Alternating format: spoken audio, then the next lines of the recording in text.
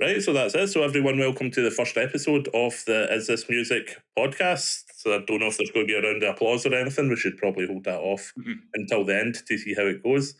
So since absolutely no one knows who we are, I think the best thing to do is go round everyone, introduce ourselves to them. And it's quite a big team we've got, but not today. It's just four of us, so it shouldn't be that big of a mission.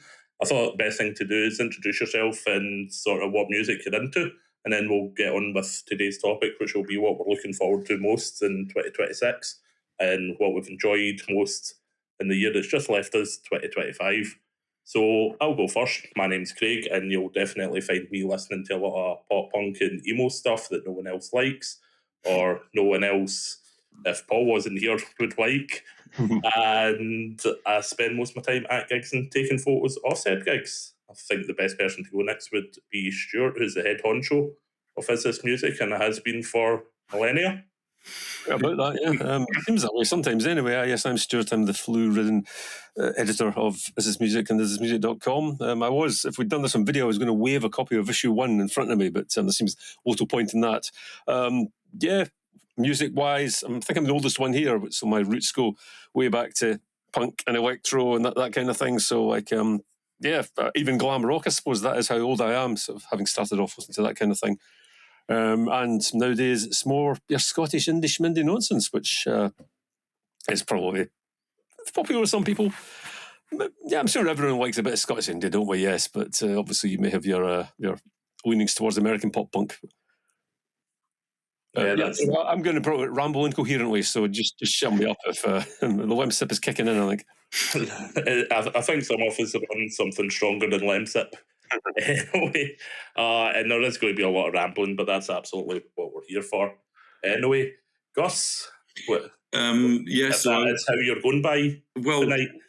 I could give you a Betty origin story, but okay, I'll give you a very, very brief version. So when I reviewed stuff as a student for Festival Time and stuff like that in Edinburgh in the 80s, I was cornered by a bunch of comedians because I reviewed as Angus Brown, and they were like, "You gave us a shit review, blah blah blah," and I kind of thought at that point that maybe wasn't great to put my name down. So when I got involved with Is This Music, which was basically just Stuart being really nice and saying, you made a comment on the website, how about reviewing a gig? That might have been 2010, I think. Then I thought I need a moniker. So there was a club night that ran at the Arches called Betty's Mayonnaise. I never actually went, but the name kind of stuck, and I thought that would be appropriate to be something completely different to my rather Scottish, rather boring name. So, it started off as sort of me trying to be Betty, but I think over the years that's kind of worn off a wee bit. Some of the stuff I wrote in character as Betty was just plain embarrassing, to be honest, now, thinking about it. But the name has stuck, and people do come up to me sometimes and say, "Oh, you're Betty," and I'm like, "Well, okay, yeah, guilty as charged, blah, blah, blah." So, I mean, if it makes you feel comfortable tonight, you can call me Betty, but we'll probably Gus, now that you've actually seen my face and looked at my physiog, I think Gus is probably more appropriate. Anyway, I've been reviewing stuff off and on for Is This Music for, as I say, probably since 2010. My tastes, I would say, are fairly eclectic. I'll listen to anything pretty much, so I'm not going to name names, I suppose, but I'll tell you later about things that have been exciting for me and continue to be exciting. So anything from, I suppose, heritage rock to like really new stuff, I'm up for. Okay. Fantastic. I will say that it was a good maybe 6 months before I figured out you weren't actually Betty, because all I knew you by was your written reviews. I'd never seen your face, and when I first joined Is This Music and I was talking to Stuart, I kept on talking about Betty, and then he made reference to Angus, and I had no idea who he was talking about. Well, I'm afraid that was the original idea, but I'm afraid obviously that now tonight the mask has slipped. So if it goes out live or not live, then the mask will slip for so many people. Anyway. So disappointed or reassured? I'm not really sure which. I was definitely disappointed to find out there wasn't a real Betty Mayonnaise going about Scotland's music scene. I'll tell you another thing. Occasionally, I have been confused with what was it? A Bangkok ping pong act. Just let's put it that way. Okay, I would have no idea what you're talking about there. I've had to dissociate myself from not directly, but if you search Betty Mayonnaise, that sometimes comes up. You have been warned. Okay. Well, staying on the subject of dodgy browser histories, we can ask Paul to introduce himself. Thanks for that. Yes, I don't have as exciting an origin story at all, I'm afraid, as Gus Stroke Betty / whatever he's going by this evening. So I'm Paul. Into a similar type of music as Craig. Love a bit of rock, right? Kind of raised on rock and metal. Always been into pop punk since my early teens, but even before that, and even more recently, your sad boy emo stuff that just, as you say, a lot of people don't really get into. But also at heart, as Craig knows probably more than anyone, I am a massive pop girly. And I will never truly leave a pop phase, I don't think. Yep, for those who don't know, Paul is sporting more than one Taylor Swift tattoo that he's very proud of. Yep, 3 in total so far. Yep, so far, which means he's definitely planning more, but we will not judge him for that. Yeah. It's still like having him around. As I said earlier, this music team is growing daily and is absolutely huge. And as the podcast goes on, we are going to get more guys and girls coming in, depending on what the topics are and how free they are. And hopefully we'll be able to introduce the listeners to everyone as time goes on. But it's the 4 of us tonight. So, as I said, the sort of topic of the podcast, so we stay on one conversation, is what we enjoyed best last year in 2025 and what we're looking forward to most this year in 2026. So does anyone have any burning highlights of last year that they're wanting to throw into the circle? I'll jump in, yeah. So I think initially when we sort of posed this question when we were thinking about it, I did actually look back through the calendar on my phone, which is where I always list what gigs I've got and what dates. I looked back to jog my memory because there was that many gigs. But I think for me, the ultimate highlight gig-wise of 2025 was Frank Turner's Lost Evenings Festival in Edinburgh. So it's his 4-day festival at the O2 Academy in Edinburgh. It's one he does it every year. It's in a different city and a different country even. And this was the first time I'd been to Scotland. I am a huge Frank Turner fan, have been for years. Seen him, I don't know how many times, but just seeing him 4 nights on the trot in Edinburgh, with each night being a different set list and a different theme. So, for example, I think first night was the full band show, second night was acoustic, third night was his song songs for negative people in full, and then the fourth night was like a greatest hits and rarities type set. I could have possibly got that wrong in the wrong order, but it was something like that. But it was just the whole, almost like the sense of community. And I know you get that at a gig sometimes, but having that sense for 4 days on the trot was just insane. And it was every single night was every single person singing every single word. And you don't always get that every gig. You'll get, sometimes you'll know you yourselves from going to gigs, you'll get the small section of people in the crowd who know every single word to every single song. This was 4 nights of everyone knowing every word. Mm-hmm. And it was just insane. Just that feeling of just being there and just being caught up in the moment with it. It was just something else. It just felt like a proper amazing experience. And that was probably my highlight of last year. That comes out top. Yeah, you don't often get artists who put that much work into something for the fans like that. It's always one show, but when you get 4 shows or whatever, and the Frank Turner fans, I know from experience, I've got a friend who follows him on tour pretty much every year. That's what he does, and it's a big group of people who follow Frank on tour. And I know every band or artist get that every now and then, but it is a substantial group that sets him apart from everyone else in terms of such a loyal fan base, which is kind of testimony to how hard working. Yeah, exactly. And I think the difference with Lost Evenings as well is it's not just a gig. So each day there's different things on. So there was panels during the day. So there was like you'll maybe have heard of Beans on Toast, who's another singer-songwriter. So Beans did like a songwriting panel one of the days. They did, on the final day, Frank did a Q&A in the morning, which I purposely went through early for so I could actually get in, because it was in the kind of smaller room attached to the academy. So it's even the little bits like that.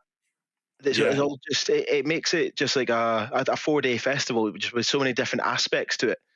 And I think the fact that, as you say, Frank's got such a following, but the fact that he does just do like, right, I'll sit down with a Q&A. And it was literally, you walked in, you took up your seat, he went on the stage, You want to ask a question, go stand over there and form a queue. If you don't ask a question, sit down and enjoy yourself. And there was nothing off limits. You walked up, there was completely random questions asked for him. Questions about his current project, questions about his old band Million Dead. Obviously, say old bands that just finished a tour, so kind of in limbo at the minute. But also he had an old hardcore project called Mingle Hard. Questions about when they're coming back, which were one of my favourite projects that he did, and he was sort of left it kind of open. So I'm hoping that does come back one day. But yeah, it was more the aspect of it's not just a gig. It's a coming together, and it's just it just covered so many different things, and just such a brilliant way to spend 4 days. Yeah, you're effectively just hanging out with him for pretty much those 4 days, and he's also one half of one of the weirdest sort of matchups this year I've ever seen. He's touring with Bowling for Soup, the full bands this year, playing Glasgow on the 29th of June, which I never thought I would see those two together, but yeah, well, I think Jarrett Reddick, who fronts Bowling for Soup, him and Frank are the best of pals. I think they have been for a good number of years. So I think they've maybe done a few festivals and stuff in the past. So I must admit, it didn't actually surprise me that much when this one was announced, just knowing that they're quite kind of even close with each other. Yeah. I already have tickets for that, so I'm very much looking forward to that as well. Before we get spoiler alerts for this year coming. So yeah, it's already on your list for definitely this year. Yeah, Gus or Stuart, any big highlights from last year? I'll launch in first if that's all right, Gus, just in case I drop off halfway through. I normally when I look at, again, like Paul there, I can look back and see what gigs I've done, because there's quite a few of them. And normally I'm looking at a festival, because that's, you want to talk about a highlight, and then you can start cramming so much stuff into one day or one weekend or whatever, rather than just it being one particular band, which I'll maybe come to a couple of the good gigs earlier on. But I didn't actually go to any festivals last year at all. Just the lineups weren't really appealing to me, except for a new one in Dunfermline called Out With, which Gus knows this as well, because he knows some of the stuff that happens in Dunfermline anyway. It's a great sort of city festival, but it's in Pittencrieff Park. You can basically just hop between stages without any trouble. 4 or 5 stages. They've done a really good job in getting the local bands to do be acoustic sets here and there. There's a bit that's actually free to entry as well, with a nice sort of play park and whatnot. But if you actually get yourself a pass for it, I suppose, or even pay for a ticket, God forbid, then they'd put on Arab Strap, Twilight Sad, Siobhan Wilson, Twistettes, Gulp, a whole bunch of really good bands. It was a thoroughly enjoyable day out. Just really sort of about 8 or 9 hours of it. Absolutely knackered by the time I was done. But no, that's a very high hopes for that. I'm not really into wading through 6 foot of mud. I've done far too many tea in the parks, etc. back in the day. And even Wickerman, which is always pretty muddy, and that's for doing the rabbit hole, the only place I was ever actually pushed into the car park in my car rather than out of it, Probably by me. Entirely possible, yes. It's absolutely mental. That was a cracking festival, as I say, and I don't know if there's going to be anything really any better this year, which I'm sure we'll talk about later, but if they run that again, I'll be perfectly happy with that. I briefly, other non-festival bands, I like to get value for money, especially if I'm paying for it. So that Bish show that Craig will remember we went to with Yummy Fur and Long Leg, etc. on the bill, that was on, of course, that was Eddie Argos's band, I was going to say. I was having a brain freeze there. And apart from that, just like single bands. Divorce, finally got to see Divorce this year. They're a kind of countryish act almost. You think, what, but they're not really. Just they've got a couple of songs that are real kind of hoedowns, but they're just a cracking live band. Just there's great interplay, got a great front woman, and just everything about them is good. And I've seen them twice now. It took me a few years to actually get to see them. And my other favourite band are probably the Burning Hell, who are just incredibly erudite Canadians that I think they spend all the time touring the world, so they'll be around in 6 months' time, I think, and they'll be back about 2 years after that, and then they'll be back again to Scotland. And again, hard to categorise, speaky, singy kind of stuff with this really brilliant lyricist.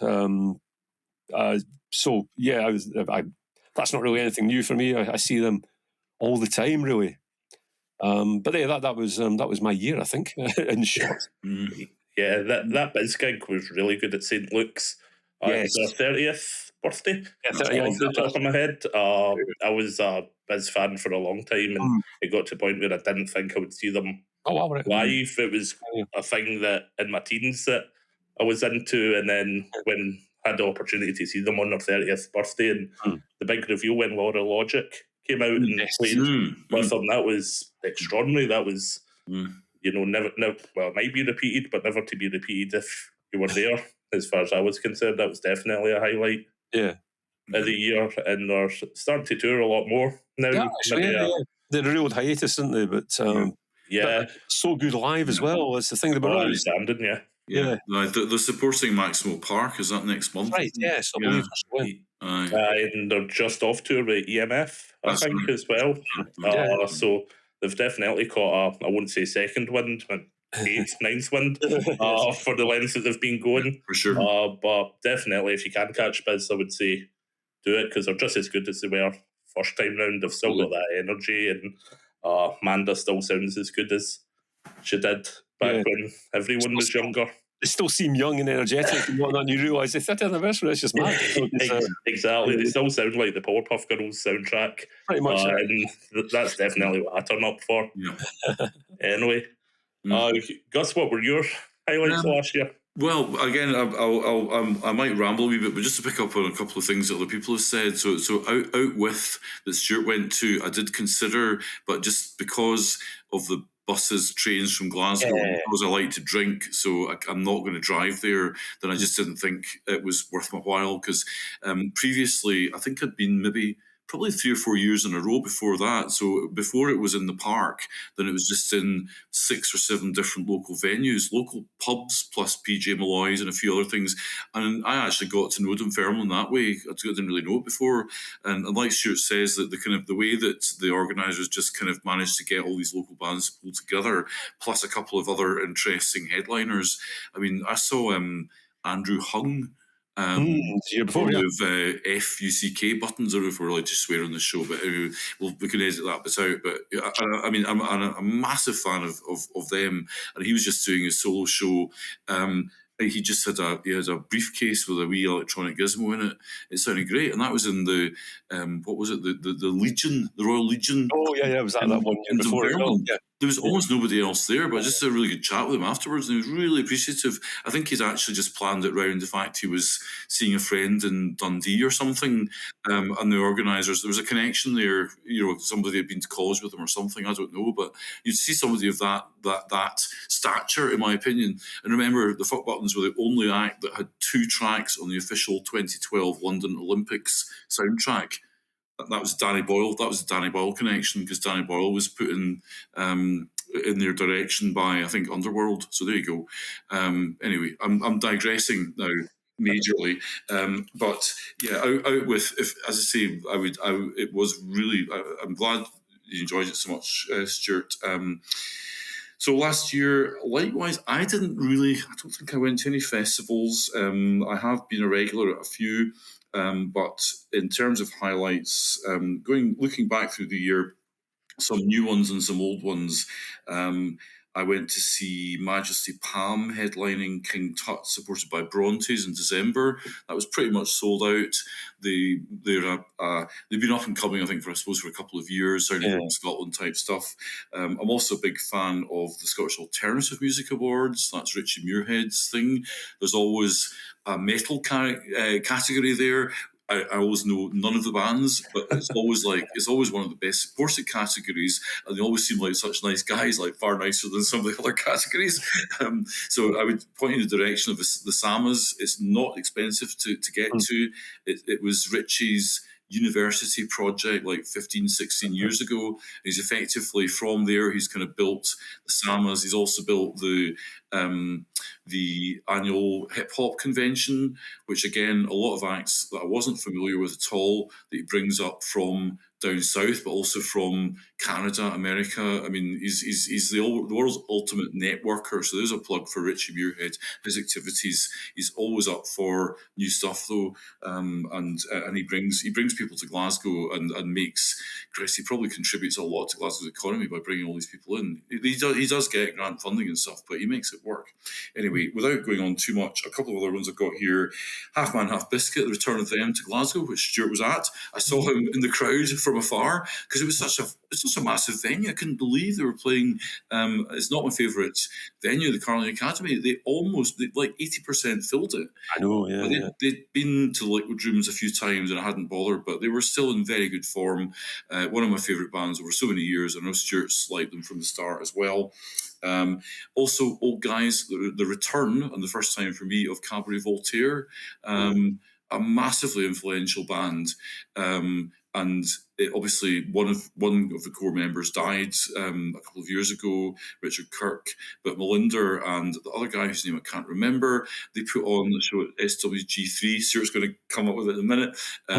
The sound was unbelievable. I mean, they're the world's ultimate sort of pioneer techno band, I suppose. It sounded brutal and amazing. They are playing the Barrowland later this year. I highly recommend that you get to that. I've already paid the money. More local artists I would suggest would be Broken Chanter. That's David's McGregor's outfit. They did a gig at my favourite local venue, the Glad, recording a live album. So that was just actually a duo, David and Charlotte. That was great. And again, I would also give out a credit to Paul Savage as the producer of that, and also the most recent Hen House album. Sorry, not the most recent. That's wrong. Sorry, the most recent Just Jones album. So we'll get on to what's been good recently in a minute, but anyway, so that's probably enough from me. One more, I'll credit one that I actually got an Is This Music pass for way back this time last year at Celtic Connections, a BBO Sound Machine, Afrobeat outfit from London. Got a pass for that at the tramway. It was absolutely mental. South side of Glasgow came out and danced their socks off, so that's enough from me. That's brilliant. Yeah, as you were talking about the Scottish Alternative Music Awards, I remember when Richie started that up year one, back in a former life when I was a sound engineer, and it was times of MySpace, and it popped up and bands I was working with were getting involved, and I thought that's quite ambitious for a school project, pretty much. And now look at it, it's incredibly good living and something that I would consider one of the main parts of the Scottish music scene now, potentially more prominent than even the Scottish Album of the Year awards and whatnot. We could talk about that. Yeah, it's definitely worth sort of considering to say that, I would say, in terms of volume and audience and hype around it. Two very different award ceremonies, but for something that started to get a good grade at school, I think it's absolutely extraordinary as to what's happened there. And also shout out to Half Man, Half Biscuit as well. They were talking about universities and whatnot. They were my university band, as I've spoken to about with Stuart quite often. Joy Division Oven Gloves, I couldn't get enough of that. Which I'm not really showing my age, I just listen to really old music because we're weird people at university. So going back through my year, it's very much individual bands that I saw, and 2025 was a year where I saw bands that don't come through very often. Starting at the start of the year, we had Early November, who played stereo about half full. Maybe the Early November are highly influential if you don't know in the emo sort of scene. And to see them play their biggest album in full was pretty special. In stereo of all venues as well. I think, as respected as it is, it's still underrated as a venue. I do love stereo there. Going on again in February, I had Bayside, which are another band that don't fill venues as big as they should be filling, I don't think. They play G2 in the Academy, and it might just be I've got terrible taste in music, but as far as I'm concerned, they should be filling stadiums every day, 7 days a week in every country they can. Bayside are extraordinary if you like guitar music, as far as I'm concerned. Going on to festivals, I was at Transmit. That was a busy weekend, and it's not full of bands I would choose to see, but you can't mention last year's Transmit without mentioning Biffy Clyro. which I'm sure will be getting mentioned later on in the podcast as well. But they blew the socks off Glasgow Green last year as a headlining act. No, you can't have the same headliner year on year, but I don't see why they shouldn't try it and just have Biffy on every year forward, because you wouldn't really get any complaints. I think for a Scottish festival, they could probably get away with it. I don't see anyone complaining about it personally. You want Biffy with Twin Atlantic below them every single year. I'm not sure if anyone else knows this, but Paul's a huge Twin Atlantic fan, so he would be very happy with that. That would be ideal. I don't dislike them, but I wouldn't throw myself in front of a train to go see them. I know Paul probably would, or in the presence of the biggest Twin Atlantic fan going. One gig that really surprised me last year was, and I'm glad we're all sitting down for this, Lewis Capaldi. I went just because I could, and normally pop singers I wouldn't be seen dead there, but just, I don't know if it's because he's a Scottish guy and everything he's been through, but it's one of the most emotional gigs I've ever been to when he walked on the stage. And I'm a big burly hard man who hasn't cried in all my 40 odd years of existence, but there wasn't a dry eye in the house when he came out. Then I don't know if it was being patriotic and the home return for him and overcoming adversity, but it was really good to see. So I think that deserves a good mention. And plus, we'll get to see him this year when we start talking about what we're looking forward to. I think with Lewis as well, when you mention about the kind of adversity and such that he's been through, I think that was a huge thing for that kind of homecoming gig. Just the fact he took time away and the sort of method that he did it, the fact that his gigs before he took the time away, they didn't fall apart, but there was obviously things that were not sort of flowing as they should have done, and he made the sensible decision to just take himself away from everything. So I think that played such a big part in him coming back. It just had such an impact on everybody. I didn't catch him in this one, but I saw him years ago at Transmit when he was not as big as he is now. Yeah, I still remember then going in thinking I know one or two songs and just being absolutely floored by the boy. Was that the second stage as was at the time? I can't remember. I just remember it was one I did photos at Transmit years ago, and he brought out Nina Nesbitt as a guest as well. Was it? Was it not the one that the Killers headlined? I think it was before. Yes, it was. It was the Killers one. Yeah. Days, We arrived just as his set was over. I didn't even know who he was at the time, to be perfectly honest. But I do remember that second stage was absolutely rammed as well. Yeah. Yeah, and he's just gone from strength to strength since then, obviously. Yeah, I think it goes back again to what you were saying, Paul, about Frank Turner. The sense of community is when something like that happens, everyone's sort of in the same boat as it was, and you do feel like you're, even if it's your first time there, like it was for me, you do feel like part of something at something like that, and that's definitely the feeling we got in the Hydro. Yeah. I think with Lewis as well, it's because he's relatable. So everyone's been through a tough time, and everyone loves a bottle of Buckfast on a Saturday night. So you can sort of quite relate to Lewis Capaldi in that way. So absolutely, I think we've all had insane mental health crisis. If you forgive the pun there, but no one's got perfect mental health, and to see that it happens to the rich and famous and extremely funny people who are always laughing and smiling, it kind of makes you forgive yourself for being human a lot of the time as well. So it's healing for everyone.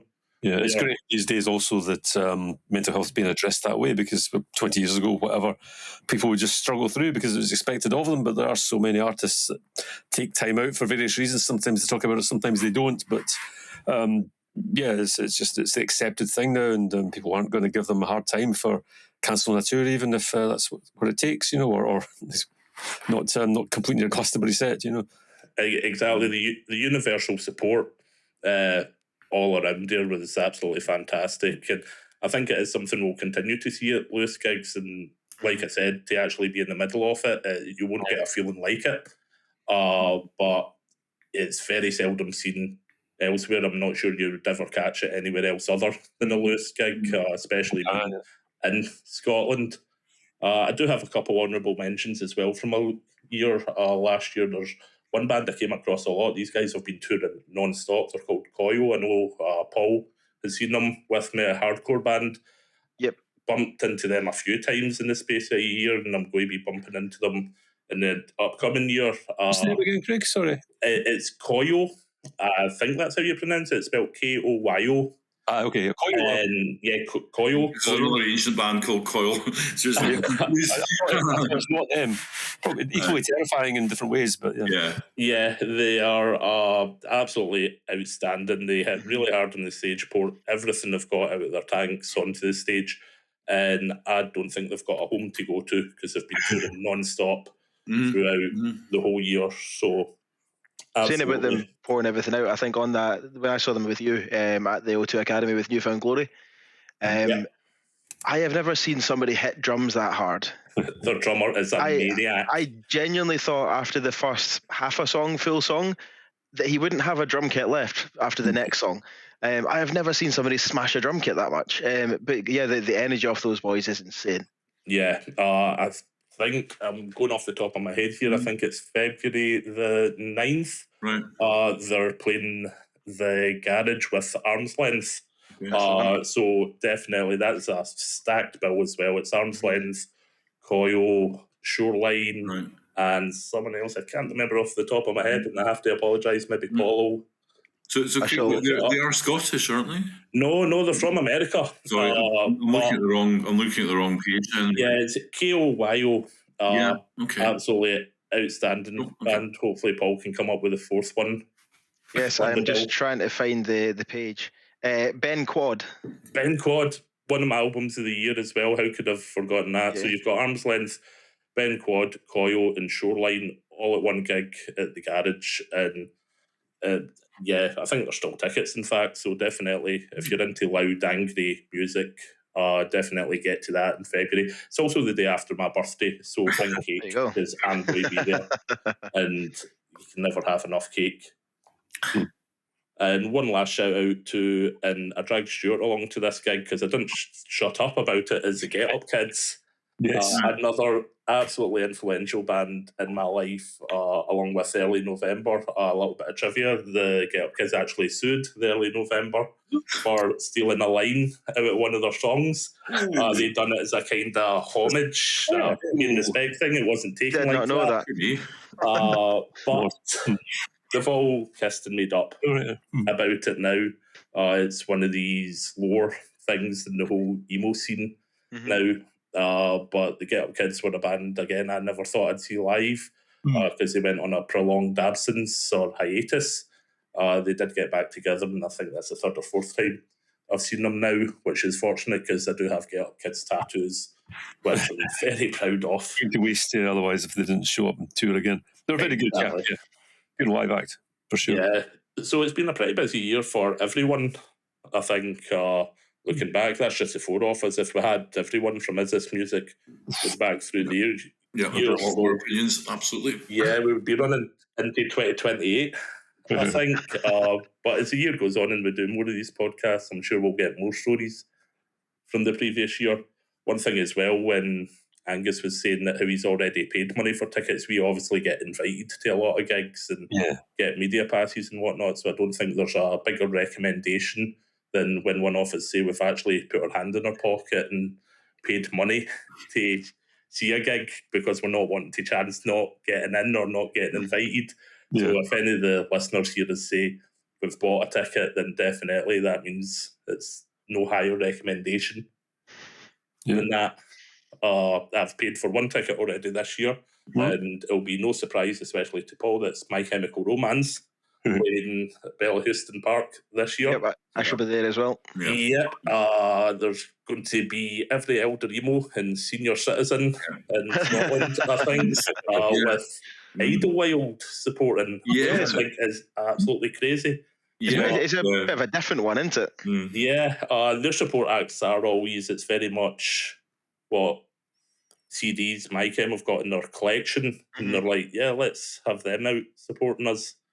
It's always quite eclectic, but their sort of style always has been, if you were around at the start, you can tell they've grabbed lots of influences, and now it just sounds like My Chemical Romance, pretty much, because they've come out on their own with that. But I've seen clips and whatnot from the stateside version of the tour, and the production looks out of this world. It's very much like Cabaret. So that's the first thing I'm going to be looking forward to this year.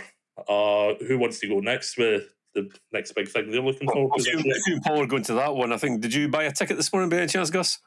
Yes, I was saying to Craig earlier before you were on, I had a few technological problems, partly because I was up in Glencoe. I don't know if I don't think it was. It wasn't so much the reception of the Wi-Fi. It was actually the Ticket Bastard website seemed to be failing me. But yes, I did eventually get a ticket around about midday or something. So right, yes, then yes. So that's one. Over to you. That's one to look forward to, though. Yeah. Yes, the Avoidest a Doubt. We and some other Is This Music writers as well are all going to see Sugar, which for anyone that's not aware is Bob Mould out of Husker Du originally, so the original hardcore band, if you like, or hardcore. How do you describe them? I don't know, but just legends essentially. Bob Mould then formed Sugar. Sorry, I'm losing my train of thought there. Got signed to Creation Records, weirdly enough, around about the same time as Oasis were there as well. And kind of course, top 30 hit, and that was it. And almost like vanished with a trace after 3 albums, with 2 classic albums, including Copper Blue, which is the one that's celebrating its 30th anniversary, I think. Is that? No, that can't be right, because was that 91, 92? I'm sure, because I was talking to you about this last week, at the Just Jones gig. I think I saw Sugar in 92. Or maybe 93. Oh, no, you're right. Because I was in Seattle at the time and some guy spotted my Sugar t-shirt and got talking to him. When that would be. I thought it was some kind of specific anniversary, but I guess it's not. It's just. Sure. Also, 2.5 years or something like that. I don't know. You're going to be playing new material as well. I was a new single just now. It sounds cracking as well. Yeah. Right, cool. Okay. Yeah, Bob Mould's been doing his solo stuff for ages. And it's probably not dissimilar because he's. He always, back in the day with Husker Du, he always split the songwriting with Grant Hart, the drummer. And you can always tell a Bob song or a Grant song. I was always a fan of the Bob stuff, to be fair. So I was overjoyed when he's kept things going after then. And then formed Sugar, so he's back to the kind of power trio after having done some more solo stuff. I'm a bit reticent, actually, just because the last few times I've seen Bob Mould and I was like skimming through my reviews, he'll basically do a thing where he plays live and it's just him and an electric guitar and he'll basically crank it up because he's got tinnitus and he can't hear a thing, so he has to play extra loud. It's overload a wee bit when he's doing that, and I think I wish he would just do stuff like the second album, Workbook, has got some really tremendous, delicate Workbook was a great album, but I have to say, I have not gone to these gigs partly because of read reviews of the people's, and I've always thought, but this one I have, as it were, paid the money, and also in the biggest venue he's probably ever played in Glasgow, I would imagine. So we'll see. We'll see how full that is when it comes to it. 2nd of June, I believe. I think it is. Yeah, 2nd of June, so I don't know if it's or not. In fact, you got a ticket. I suggest it's maybe all safe, but I don't know. I'd played the Barras before, but I don't know how busy it was. Now I think about it. I didn't know that. Okay. Third album, I'm pretty sure. Okay. I saw him at the Edinburgh venue before that, so that was ridiculously small. That's where my hearing loss has actually come from. It's seeing Sugar doing Beast on the Edinburgh venue. Like I said in the review, it was like it was a stadium-sized PA inside this 150 cap venue. Is absolutely ludicrous. So, but it was okay at the time. I didn't mind. Whereas now, I think I'm a bit more susceptible to a terrible racket. So, I seem to have iron ears. I don't get it. I mean, anyway, because I think the loudest thing I saw in the Edinburgh venue was swans, and there was I believe there was actually people throwing up at the back of some other reviewer said. Was that like 1987 or something? It was like there were people throwing up. I don't remember anybody throwing up. I just do remember it being very, very, very loud. But anyway, we could talk about loudest gigs and that's a whole other podcast episode, I think. That's definitely a good podcast. I'll talk for a whole hour on Jane's addiction when we do that, because my hair's still not come to the front of my face. I survived Motorhead when I was like 14. That's what I was just going to say. I could just do a podcast on the multiple times I saw Motorhead before Lemmy sadly passed away. Because I think each time I just got more and more melted. It was just phenomenal every single time. I saw them before 3 times, maybe at the Apollo. That's the only time I ever saw them. Would have been there, I think. So I was like back, probably the first time they. Might have been the first time they played, so I'm just like, show my age here, that's for sure. This was the I'm going to say this was 1970s. 8 or 9, I'm not sure. I'd been at school at the time, not that old. Yeah, went and saw Motorhead, and we didn't know who Motorhead were at the time. We thought they were a punk band because of that single on Motorhead, and that was the ball was out, just a 12-inch single, nothing else. But also, they did support and co-do stuff with punk bands as well. I mean, they were very much... Sure, yeah. But well, the things with the Damned and the Girls' School with them and that tour, I think, as well, which is a kind of, they're still metal as well, but a bit of a crossover thing. But there was all these hippies there, and we were punks, and we didn't really understand why there's a whole bunch of Hawkwind-loving hippies at this Motorhead gig, because we'd had the single, and the single was really punk rock, and the gig was really punk rock as well. So we're a bit baffled by the whole thing. We're going about anyway. Interesting times. Maybe Stuart could do a solo podcast with the 70s, because the whole 70s. I remember the 70s sitting in the bathroom. Paul, you got any big gigs you're looking forward to? I know I might have stolen My Chemical Romance off you. What else have you got coming up? Sorry about that. No, My Chem obviously one of the big ones. I think for me another big one that I look forward to every single year is Slam Dunk Festival. Yes. So I go to the Leeds side of that. So Leeds is on 24th of May this year. It's also in Hatfield the day before on the 23rd of May. As we know, Slam Dunk works. Or if you don't know, it's the same lineup over 2 days in 2 different venues as such. But Slam Dunk's one of those ones for me. It's me and the same sort of core group of friends. We go every year regardless of the lineup. It could be like 2 bands that I like that are playing, and I'll still go for the full day and make a weekend of it. It's just one of those festivals I've been going to for years and years. When it first sort of kicked off in Leeds, it was in the city centre, and it would use like the Academy, it would use the arena, it would use all the tiny venues, but it's now moved out to Temple Newsome, which is a big park just outside Leeds. And it's all within the one venue now. It actually works really well. It's just a one-day festival. But yeah, so Slam Dunk's one that I always look forward to.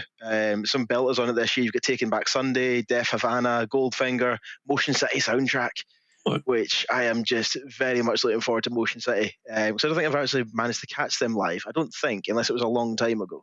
Yeah, they're another band that went on a hiatus, and not recently. They've been back for a few years now, but they've only really come over for Slam Dunk.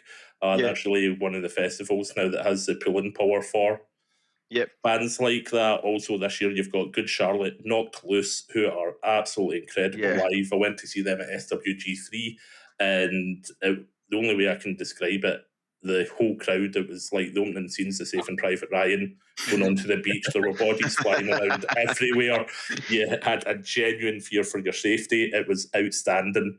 And Knocked Loose, of course, are opening up for Metallica this year. We come down, which I think there's going to be some very confused Metallica fans, some of the old school ones, when they get spin kicked to the face by the Knocked Loose fans. That's going to be really weird to see, but I'm looking forward to that as well. Some other shouts on the Slam Dunk Festival, Dashboard Confessional. How good is that? Glasgow's own Dead Pony, Goldfinger from that kid, Bayside, who I've already been going on about tonight. President, we don't know who's in the band, but we know they're good. Or we're pretending we don't know who's in the band. See, we're pretending we don't know, I think, is the heavy head side. We certainly wouldn't mention. There's rumours, but we cannot confirm or deny it. Exactly. Punk Rock Factory, who's also playing the Barrowlands in February this year. If you're up for a punk cover of the Bluey theme tune, Punk Rock Factory are the people to go and see. Incredibly fun to go see them. Hawthorne Heights, another blast from the past. It's very much the UK's version of When We Were Young Fest. I think that's pretty fair. Much, yeah. I think, as you said, it's all in one day. And it's got that pool as well, as you say, for the bands like Motion City and stuff. I mean, look at previous years, you've had the Blackout came back to do the Best in Town in full.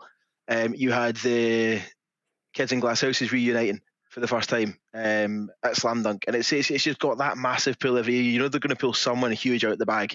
And there's only going to be something that you like. So yeah, I'm really looking forward to that. The previously mentioned, obviously, Frank Turner, Bowling for Soup, kind of co-headline show.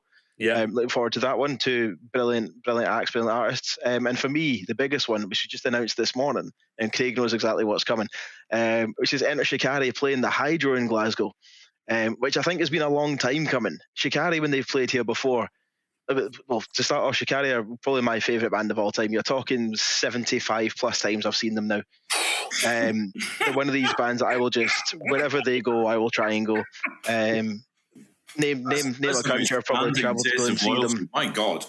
Oh yeah, like I've seen them here, seen them in Spain, seen them in Italy, seen them in Amsterdam. Like Wow. I've just travelled about and just seen them so many times in the UK as well. But that show at the Hydro, as I say, like I mentioned it to a friend this morning, and they said, "Are Shikari big enough for the Hydro?" In my eyes, yes. They've got the production. They've brought the production to arenas before. I've seen them in arenas in Nottingham and Manchester before, and they sell these places out and they smash it. And it's the production level that they bring. If you've not seen it, look up a YouTube clip, and it will blow you away what they can do. I remember seeing Shikari when they first started out in King Tut's, and I've still got them somewhere. You could buy little finger lights that you could shine in the crowds to sort of add to the production. I've still got them in a cupboard somewhere. When you look at back then compared to now, the stage setup they bring, the production. As I say, someone questioned me earlier and sort of said, "Are they big enough for the Hydro?" But say you look at their older tours, and they sell out multiple nights at the barras, but they sell them out quick. You know, you can't get a ticket on the day for these things. These things sell rapid. Indeed. And I think it's about time that they do a bigger venue in Glasgow. So I'm so looking forward to that. Plus, they've got Holden Absence as main support, and the Calistour boys as well, who are a brilliant band. So it's a solid support lineup for what is going to be, I think, an absolutely insane gig at the end of this year. So that's on November 18th. So it's a bit further down the line. But I do have pre-sale for tomorrow morning, so that's another one I shall be logging on to get tickets for. Which also leads me to tomorrow morning is the Biffy Clyro pre-sale. Biffy at the Edinburgh sort of showgrounds. Very much looking forward to that one. I couldn't make it to the recent Glasgow show. Couldn't get along to that one, so quite gutted because all my pals that went, you were there, Craig, obviously, sort of said how good it was.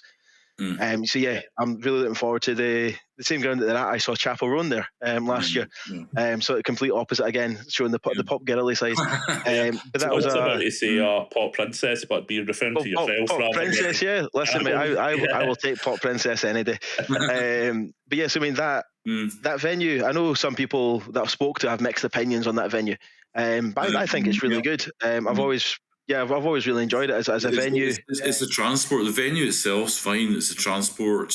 Again, if you're drinking and you're not even I've been there and the traffic getting out, it's a bit of a nightmare. So anyway, enough. I'm not gonna cool anybody's jets about it. No, listen, don't worry. National space is great. The space is great. When you're in there.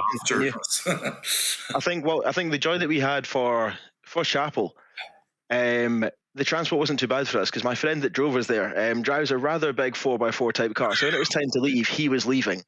He didn't care who was in front of him or who else was in the queue to get out. He was leaving the car park. You got mad, man. You're okay. I wasn't driving, so I was quite thankful. But yeah, we were out in about 5 minutes. My little sister, who stays near me, messaged me 3 hours later and said, "That's me just home." And I went, "Oh, I've been home for ages." So she didn't quite have the same technique for getting out of the car park as my pal did. So so looking forward to that as well. So atop Is This Music, a hint for getting out of very busy gigs is just totally disregard all road traffic laws and just hope that they don't find you.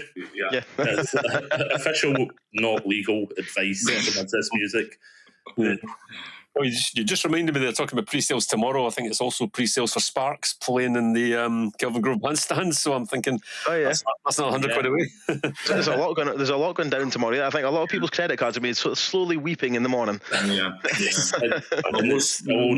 Most of us sort of council workers got paid yesterday. So today. So the 5 week pay. So It's for everyone. January is a long month. Yes, it's only the 27th apparently, but it feels like January the 47th.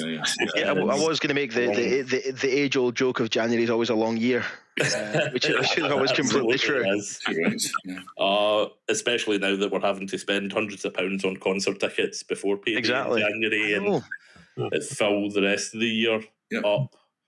But a lot of these you can't turn down, and I get the fear, as you say, with a lot of these when I'm buying tickets. There's a chance I might get some sort of media access nearer the time, but I'd rather not risk that for a lot of these. I want to be guaranteed my spot. If you really want to go there, and obviously people do need to get paid as well at the end of the day. But I agree. If you're really into it, needs to be done.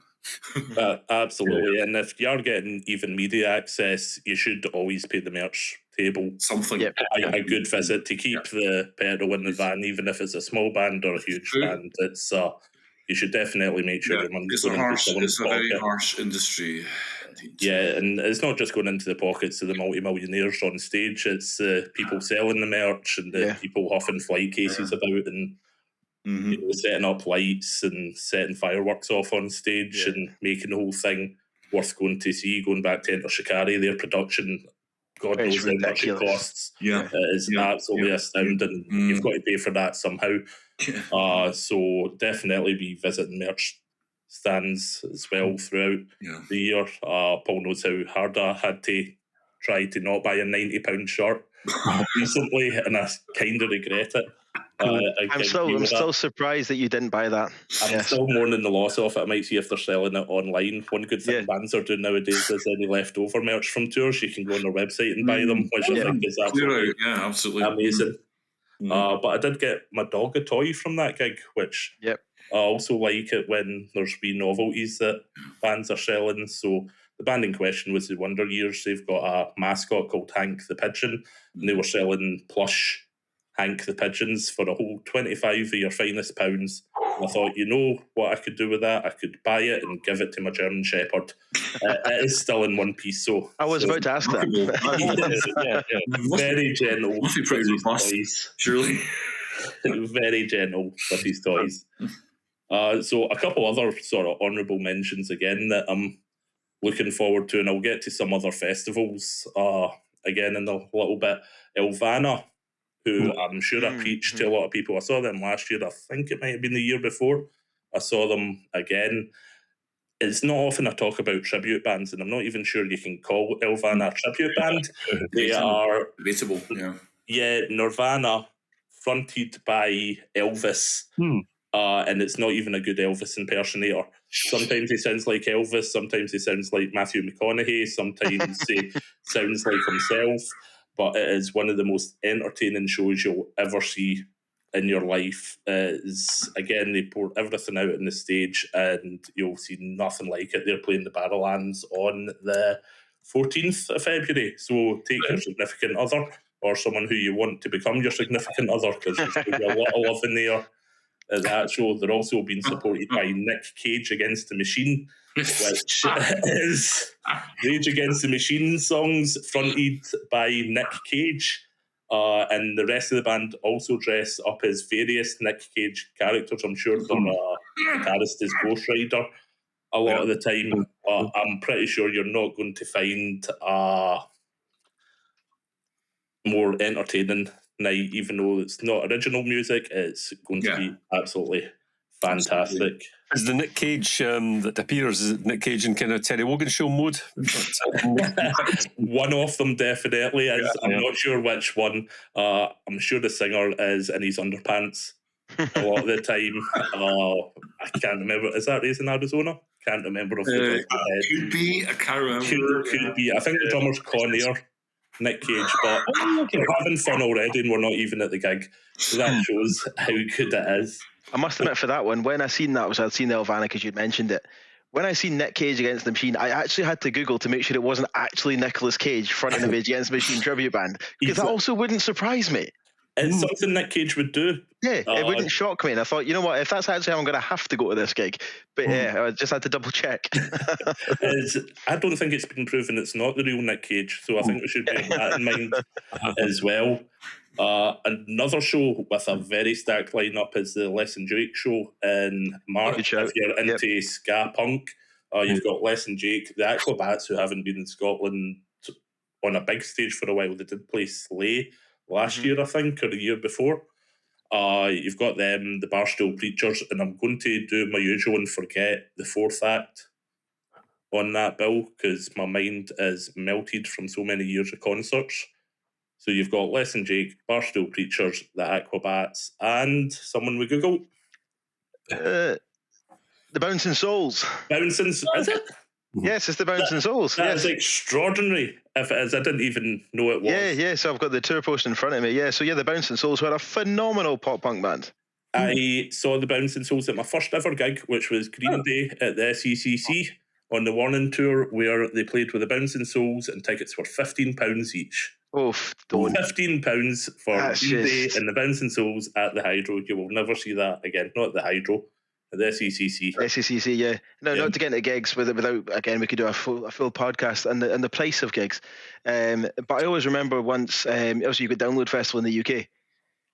We went to Download Festival in Paris. They have a version that they did. I don't know if they still do it, but they did for a good few years. It was in a disused airfield, kind of on the outskirts of Paris. Yeah. So for the price of a Download UK ticket, that same cost was my flights to Paris, my accommodation, and my ticket for Download Paris. Wow. Which is insane. And I did Rock am Ring in a maybe the year before, the year after that. And again, like a Rock am Ring ticket was just insanely cheap compared to a UK festival. It's just, I say that it could be a whole podcast on gig ticket prices and how things have changed and what they used to be, but there's still something to be said, I think, about going abroad for gigs if you can, because it's still much more reasonable, even, and you get a holiday out of it. Exactly, yeah. Absolutely, make a whole week off it as you can. And you're there. Yeah, I think that kind of segues neatly into sort of the festivals of the year as well as a final little section of the podcast. And since we're talking about Download, that might as well be the first one. I know we're primarily working in Scotland and talking about Scottish music, but with festivals, you do have the major ones that people will travel down to England for. And there's one that I'm going to talk about in a little bit that we're finally freed up to go and see, which is 2000 Trees, because there's no longer a clash with Transmit, because Commonwealth Games, I was going to call it the Olympics, but we're not that fancy. Which meant Transmit has to move dates, and for years it's always clashed with 2000 Trees, which is a festival. I'll go through the lineup in a bit because I've wanted to go there for years. But we'll run through Download first of all. It's all UK exclusive. Headliners Limp Bizkit, Guns N' Roses, Linkin Park have returned with their new vocalist as well. We've got Bad Omens, Electric Callboy, Ice Nine Kills, Trivium, Architects, Cypress Hill. You could go on. These are all headliners as far as I'm concerned. I could spend 10 minutes going through everything on this poster that's in front of me, and there is not a bad act there. So kind of jealous of everyone who is going. Not saying I'm not going, but I probably won't, unfortunately.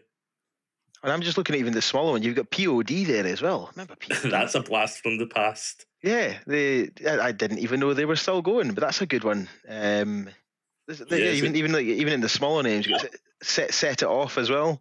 Yeah, story of the year. Yeah, there's get to go see people do some backflips. Absolute crazy ones there, and of course, Download always has the secret sets. As well. 1 year it was Busted, 1 year it was McFly.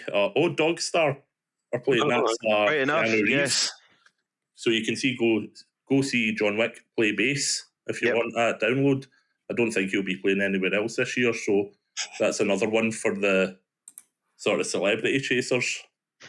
There, definitely. And I'm as big a fan as anyone else when it comes to Keanu Reeves.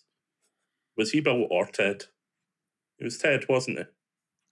Yes. I think so, yes. Definitely, yes. If any listeners want to comment on whatever platform or email an angry email, I'm pretty sure Keanu Reeves was Ted. With complaints, I think so, yeah. He also appeared in one of the SpongeBob movies, which I thought was quite nice. I also remember reading about that online, whether it was true or not, but I'm pretty sure it was. He actually refused to take payment for that. He turned down a starring role in another massive film, and then just sort of starred in the SpongeBob movie for no money. I think it's just the kind of character that he is. He's just a lovely guy, and if he ever wants to join us on this podcast, just drop us an email, Keanu. If you're listening there, we'll make room. Keanu. We will do. We'll just not invite Paul one day. or better still, go down to Paul's house, sit in his kitchen with him. There we go. You can Plenty share a microphone. Plenty of space.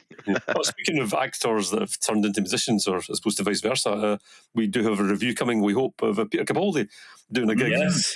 Heading out to that, so watch out for that if you're browsing the site in the next couple of weeks. Absolutely, one of our newer writers, Jenna, is going to check out Peter Capaldi, and he has been on a stage a few times recently with Franz Ferdinand and whatnot. He's got an album out, which is it's interesting. It's maybe a wee bit more easy listening than I would. He used to have a band. What are they called? It's goodness me! It'll come back to me later. But with Craig Ferguson, i.e. Bing Hitler, the Something Boys, the Something.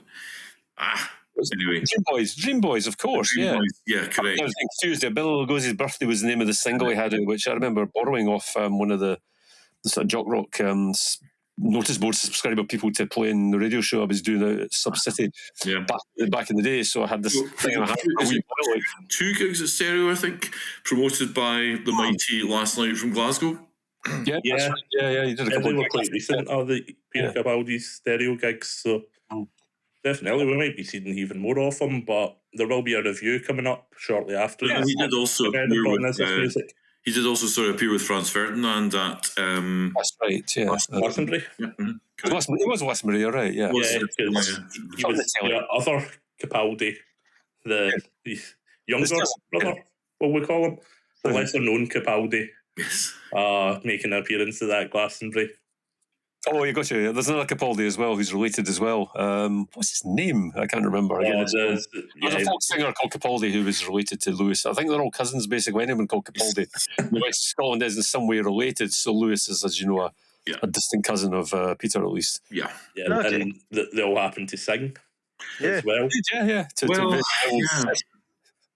So what we're actually saying is, if Lewis Capaldi wants to come on here just to announce Capaldi Fest, then he's more than welcome. That would be most welcome. Absolutely. Yeah. Absolutely, but not at the same time as Keanu Reeves, because your kitchen is quite small. Yeah. We can't have both of them in.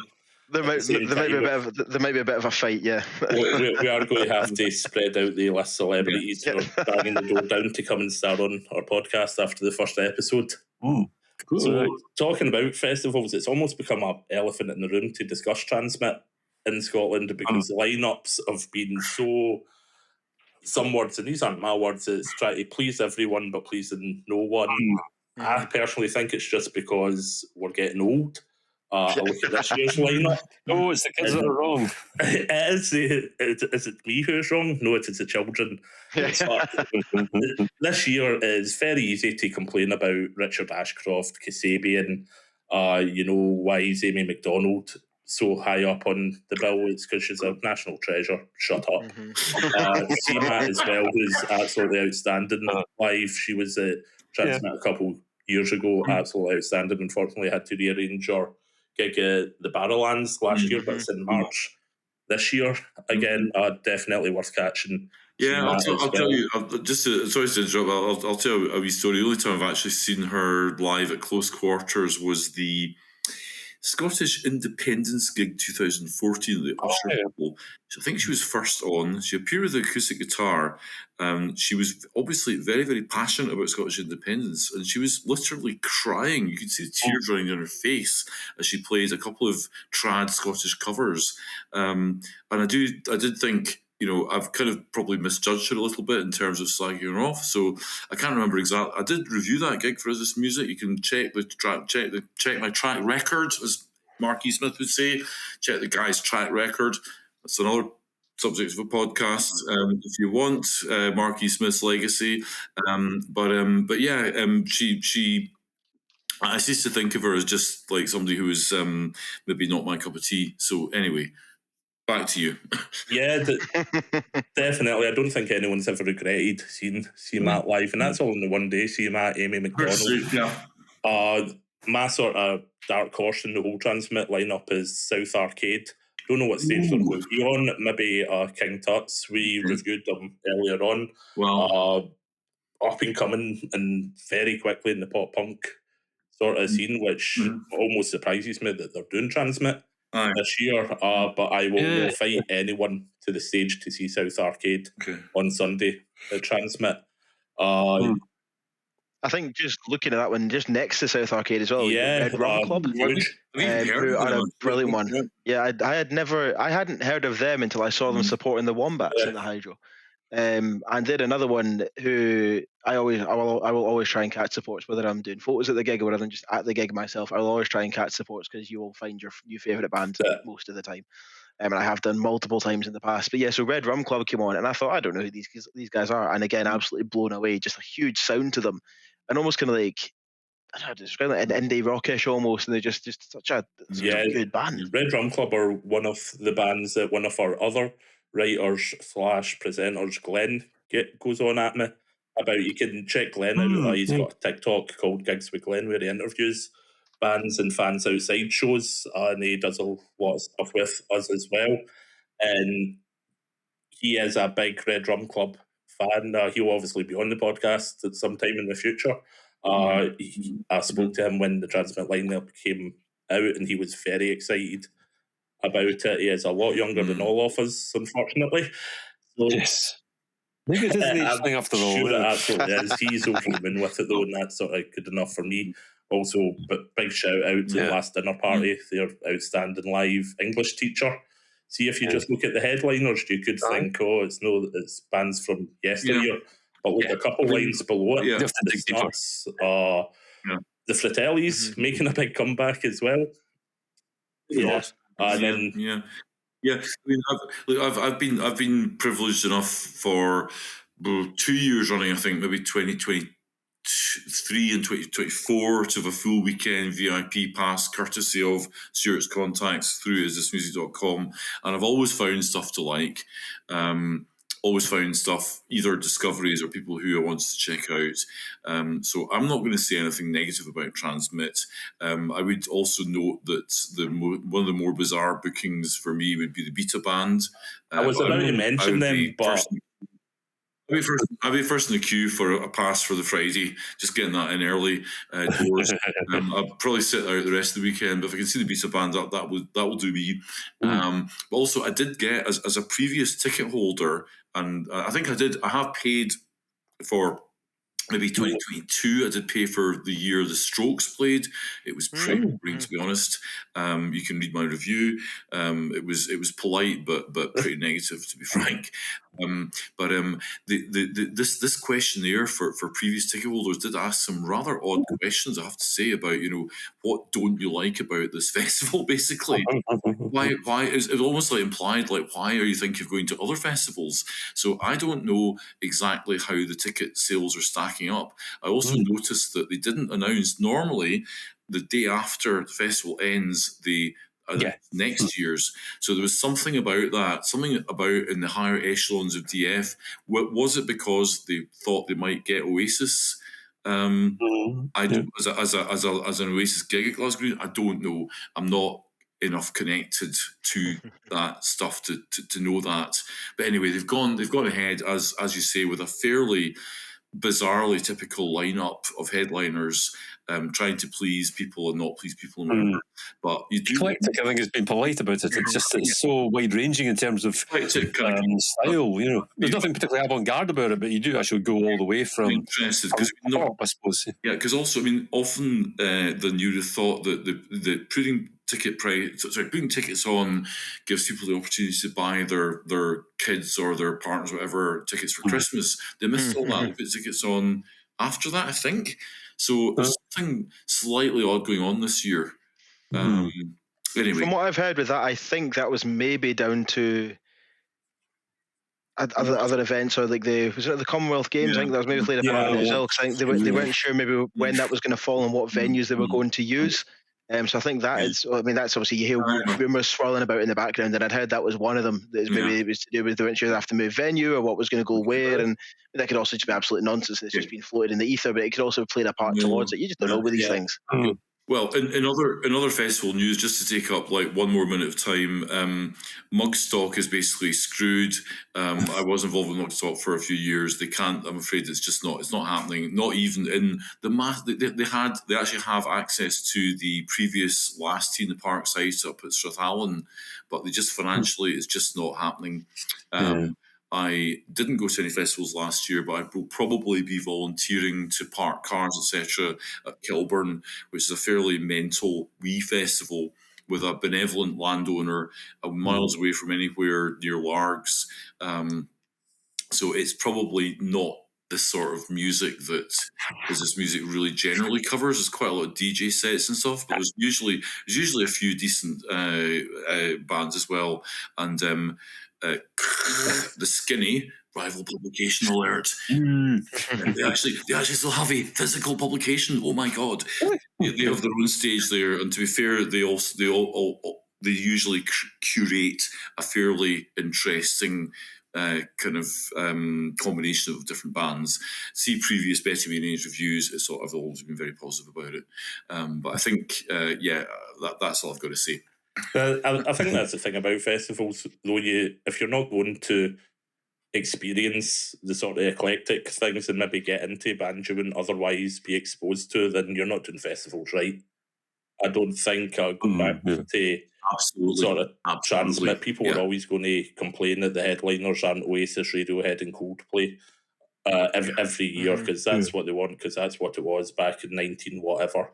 It is going to get sort of more eclectic because people are listening to more stuff as the devil fires different songs at us through the likes of Spotify, and sort of drags us away from CDs that we own and forces different music down our throats. We are going to be exposed to lots of different bands we've not heard, and festivals will reflect that. So I think what I'm saying is, don't moan about the Transmit lineup. See if you don't like the headliners, look a bit further down, and you will see little gems like the Beta Band, who people are offering to pay just to go and see them and then leave straight afterwards, because it would be worth a day ticket just to see the Beta Band on the loan, but also the likes of the Last Dinner Party, English Teacher, CMAT, South Arcade. There's definitely going to be something that you can enjoy in the slightly colder weathered this time of year. So it's also quite important in the festival landscape, because it is about the Tea in the Park was in the day, except with less mindless violence. It's very much a rite of passage for the kids. Absolutely. Except they can get there in the city as well. So I mean, you'll see, it's like at the time I was there for Pulp, etc. Well, I'm very bemused. I think a 14 or 15-year-old at it, wondering who Jarvis Cocker was, but they were there to see some of the other. I can't think who was on, but even though it's a Brooke Coombe and other. Yeah, younger artists that they were contemporaries. So it's that day, my son, who would have been maybe 18 at the time, was like, "Dad, you're not staying for Pulp," and I'm like, "Well, I'd already said like 6 months ago I was actually going to see Louise Quinn at the Glad." I can't let people down who like we artists. But he was like, "I absolutely love Pulp," and I think that was also the weekend that Hamish Hawk played Early Doors, and he also did a midnight gig at King Tut's. So that's an absolute. But he also played that same day that Pulp were. I know that because I've been to Transmit once. There was Hamish Hawk and Pulp and Hot Milk and Warm Disher and so on. That's right. Well, someone went to Pulp and then he heard it back up to King Tut's to see Hamish Hawk at midnight. So that fucking made his year actually, music wise. But as I say, I had a previous commitment to the Glad, which is the sort of thing you do. Isn't it? Yeah. Anyway, it's always it's always something that you talk about. I still go on about the Tea in the Park I went to 2001. Where I watched Jimmy Eat World open a stage, and they played to me, my best friend, and 4 other people. That's the only people. This was before Bleed American. It was. Listen, this is a whole Tea in the Park, a whole other podcast, man. That was in the memory lane, and that'll be a good one. Veterans here, although I never camped. But anyway, never camped enough stuff. That's a whole other episode. Be well up for an episode of that. It is a complete rite of passage, and the memories we've got at Tea in the Park, the kids today, I say kids, the teenagers today will be having the same memories and strolls down memory lane about Transmit a couple of decades from now. I don't know. I mean, I'm thinking. Yeah, so I mean, I've never been to Belladrum. Belladrum doesn't strike me as like that exactly, but it probably, if you're thinking about it in terms of numbers, is that now actually the biggest camping festival in Scotland? Yeah, it's not impossible given the fact. That's a good shout. So because obviously Transmit doesn't have any element of that side to it. Yeah, no, I think it's definitely either. Yeah. But just to interject slightly on the camping side of it, when you mentioned Tea in the Park, I did Tea in the Park once, I think, or twice. But I always remember vividly one of the years that me and one of my pals went, we got the bus from Glasgow because they ran the kind of bus service from Buchanan Station. But we were the envy of the bus and of the campsite, because before we got on the bus, we got a Pizza Hut. And took that with us to Tea in the Park. We were setting up the tents. Everyone else was very envious that we were sitting there with pizzas as we set up our tents, which was phenomenal. But also, I mean, again, I think another podcast we could do a full episode on is Tea in the Park. I always remember seeing Tea in the Park war stories. Absolutely, yep. Yeah, I always remember seeing Coldplay there, and I was never massively into Coldplay, but they're one of the bands that I saw them live and was just absolutely floored at how good they were. But like speaking of like Craig, seeing Jim Eat World with not many people there, I remember seeing Lady Gaga and Bruno Mars on some of the smaller stages at Tina Park, and thinking this is great, and then look at them now. Yeah, it's definitely memories that you make sort of later on once you realise who you've seen. So small, that same Tina Park Muse played at lunchtime on the main stage because it's just when Origin of Symmetry was about to come out. It was pretty wild. So to go back as to what I said, just go to festivals and really enjoy them. And as I mentioned before, because Transmit's now moved dates, that frees you up if you want to go to some not heavy music but a bit more aggressive music. You're free to go to 2000 Trees. Yes, where is 2000 Trees? So it's down in Cheltenham, in the middle of the woods. It is a beautiful setting for a festival, and so really a driving event. Oh really, yeah, you'll have to, or there's the usual buses and whatnot that go as well. This year they're boasting Alkaline Trio, Lambrini Girls, Glassjaw, which is outstanding, Dinosaur Pilot, Pink Shift, Heart Attack Man, who I'm a big fan of, Bat Sabbath, you've got Bad Nerves, Dirty Nil, who are fantastic live, Pup. Did I mention them? I'm going to mention them again if I didn't.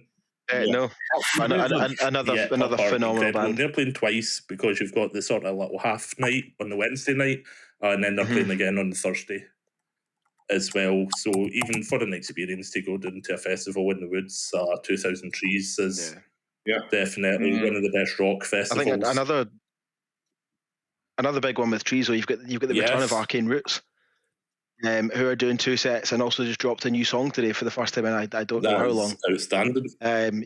They dropped a new tune today, and they're doing 2 sets at Trees as well, which will be phenomenal because again another huge band making a nice big comeback. Yeah, festivals are getting so good at doing that now for bands making their big comebacks and even just playing classic albums in full, as we've already mentioned.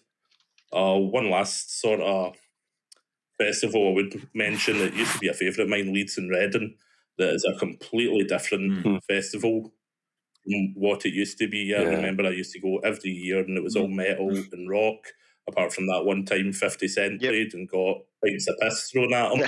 Had nothing to do with me, I was just there. But this year it's got the likes of Charlie XCX, Chasing Status, Dave Florence and the Machine, Fontaines DC that always go down a bomb kind of with everyone now. Ray Kasabian, that's very much for the younger sort of crowd, as it always was. I suppose this is another We're Too Old to truly. Yeah, well, that's really evolved through the years because it was the Reading Blues Festival or something. I think years ago or something like that, and then it was kind of hippie stuff. It kind of came from that, and then it was really solid punk, fantastic lineups. You know, so much better than Glastonbury back in the day, and then it evolved a wee bit, went through the kind of, I think probably new wave of heavy metal or something like that, and then coming onto the stuff that you were enjoying, and then that's out the window now, and it's the kids again, these damn kids. Taking our if I was 20 years younger, I'd probably love that lineup. We may be getting a review of it as well. I was talking to one of our younger contributors the other day who's up for going down, so keep an eye on Is This Music for Leeds Festival review and potentially some interviews as well. Hopefully this year. Yeah, I think with the Leeds one as well, looking at the Reading and Leeds lineup, as you say, that I used to go religiously. Seen some phenomenal bands there. But yeah, look at the lineup this year. It doesn't really appeal to me, but there's a few. So, like for example, you've got one big one that stands out for me is Jade, who was in Little Mix. Going back to my pop princess side, massive Little Mix fan. But also saw Jade supporting Chapel Roan. In Edinburgh, and she was phenomenal. She also does a nice little Mix medley, which was quite nice. But even her own stuff is brilliant, and I think she's just going to go from strength to strength. So it's good to see, like, even acts like that, like when your main band career's done, a lot of the solo ones are starting to make a bit more waves these days. But yeah, I think overall the Reading and Leeds lineup is not my cup of tea. It just has a few that stand out. It's not what it used to be, but neither are we. We used to be much younger people, and I'm sure if we had 4 different, if we had 4 different Is This Music contributors on, they could go on for hours about how good it is as well. We just happen to be the oldest, grumpiest ones. Yeah. What a good way to start the podcast. Music is terrible. Welcome to a music podcast. We hate everything. Why is it not the 90s anymore? Or perhaps even the 70s? 70s, right. So, yeah, I think that's pretty much us for what we've been looking forward to this year. As I said, there's going to be more people coming on in podcasts as the year goes on. We're going to be doing this every month, talking about lots of various different things. No idea how listeners can get in contact with us if they want to email in or leave comments on whatever platform they're going to be listening to on. With hate mail. I'll be giving out personal addresses if they want to send actual letters in, not my own. My kitchen is only so big. Keanu Reeves, make your way over. And we'll definitely be publishing it on the website anyway, as thismusic.com. And as time goes on, you'll meet all the contributors to As This Music, and hopefully they'll have better taste in music as time goes on as well. But please do get in touch if you want us to talk about anything at all, and if you've got any hot tips as well. So thanks very much for listening. Yeah. Thank you. Yeah. Thanks, Craig. Thanks for that. Getting off. Cheers.